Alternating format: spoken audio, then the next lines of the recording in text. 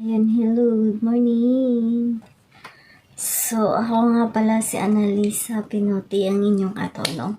So, welcome to my YouTube channel. So, sa nakakita ng video na to, please subscribe my YouTube channel, hit the notification bell at pindutin na rin ang all para update kayo sa aking mga video.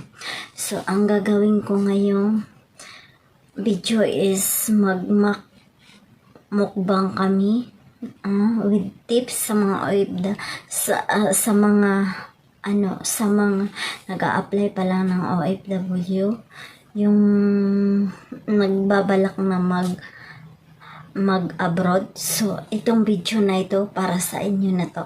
Panoorin nito. Tara, ipasok muna natin ang intro.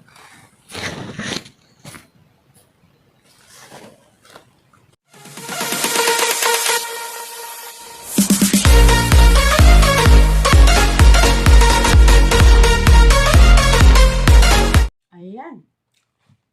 Kasi guys, pag sa abroad kasi, iba sa Pinas. Okay. Lalo na sa pagkain. Ito yun, ang pinagkaiba sa Pinas sa pagkain. Yung almusal dito, pag magising sila, maaga na dito yung 10:30. Pero ang kadalasan talaga kumakain yung mga Arab. Mga 1 o'clock, 12, ganun, ganyan. Mga hapunan na naman yan sila, 11 ng gabi. Kaya, so, dapat talaga may lakas ka. At saka matibay yung hindi ka magpapatalo sa homesick. Talaga. Oo. Kung hindi homesick. Kung hindi ka sanay na mawalay sa mga anak mo, sa pamilya mo, huwag ka nang mag-abroad. Matatalo ka. Oo, matatalo ka. So, uuwi ka ng maaga. Kasi, ganun. Magkasakit ka, sasabihin mo, ay, uuwi na ako. Hindi ko na kaya. Oo. Hindi pwede. Hindi pwede yun. Kasi ang alam ng iba kapag nasa abroad ka, nasa abroad ang ganda ng buhay niya, ganun. Pero hindi nyo alam So, sacrifice. kung ano yung sakripisyo ng bilang isang OFW. Ang hirap yung mawalay ka sa pamilya mo, yung mamiss mo sila.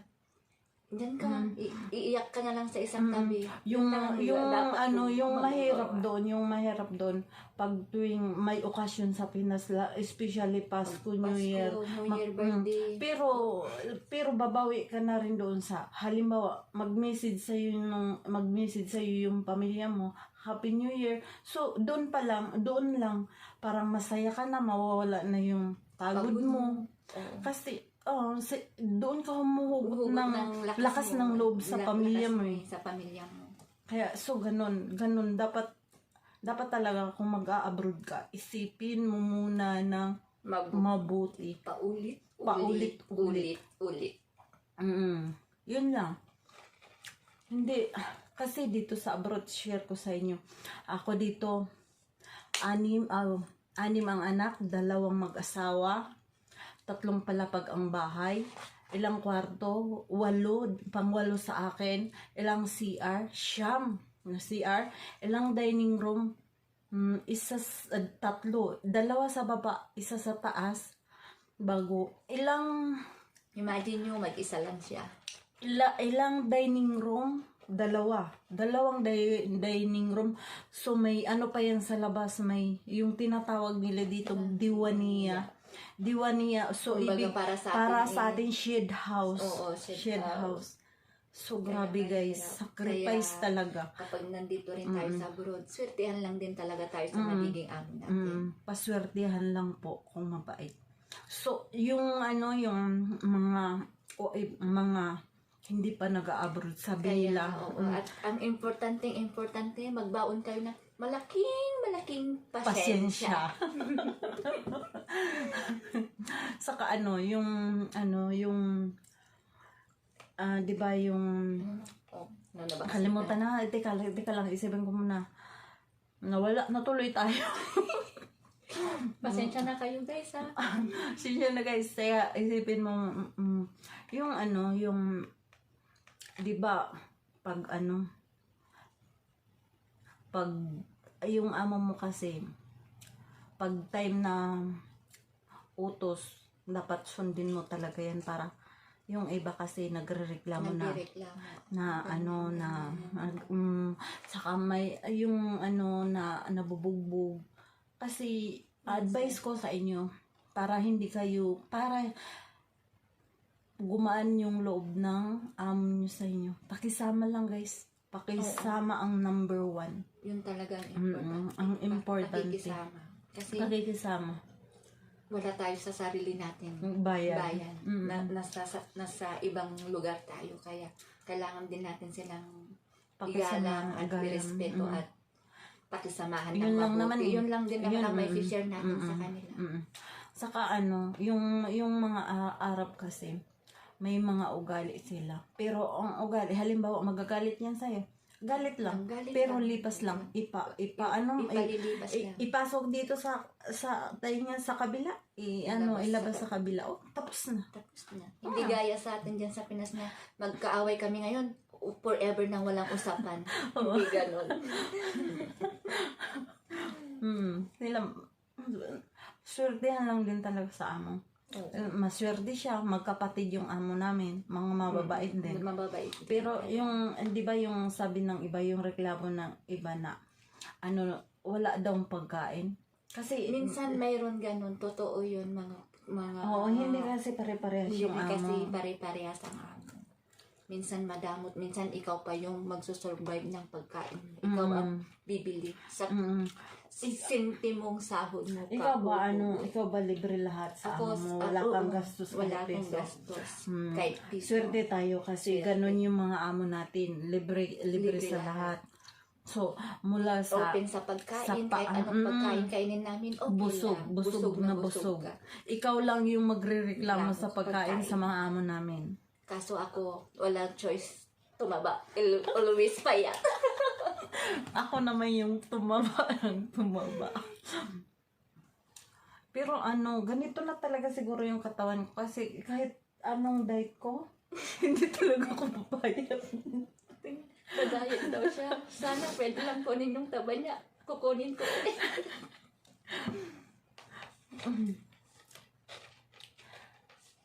So, ayun na guys. So, ano pang ma-advise mo? Advice ko, ano pa ba? Baka meron pa dyan. Sige, Sige lang, isip mo na ako ha. tuloy-tuloy na natin. Tuloy-tuloy.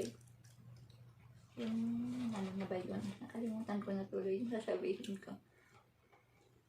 At guys, ito pala guys. Tips ko rin to sa mga yung halimbawa pagdating niyo dito sa abroad, pag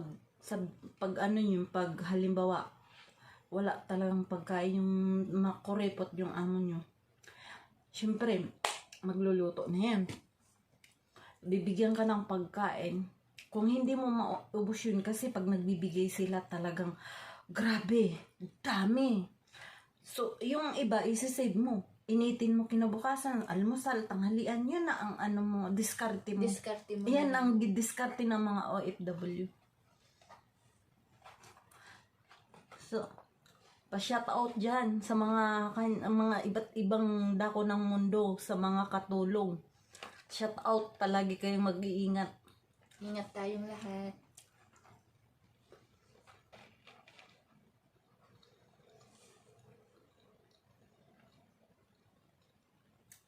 So ano pa? Tatapos na tayo sa ating jeep. Paubos na yung tip namin. Burger natin guys, burger guys. Yung burger namin, lusaw na. Ang laki pa ng coke dito. So 1/4 pa lang. So 1/4 pa lang. Wala na.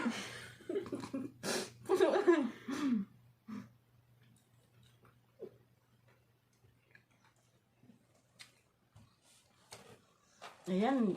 Dapat at Julie, ubusin natin to kasi mukbang to eh. Oo, ubusin talaga to. Lamon talaga, lamon. Pero ang tagal din namin din nagkita. 4 years. Imagine, 4 years kami 2018, nagkita kami, pumunta kami ng Kuwait. Nagkasakit yung madam ko. So, may cancer siya sa atay, tsaka colon cancer, doble-doble, palaging nasa ospital. So, yun, hindi na nakapunta ng Kuwait. Lalo na nung nag-start yung COVID. Lockdown.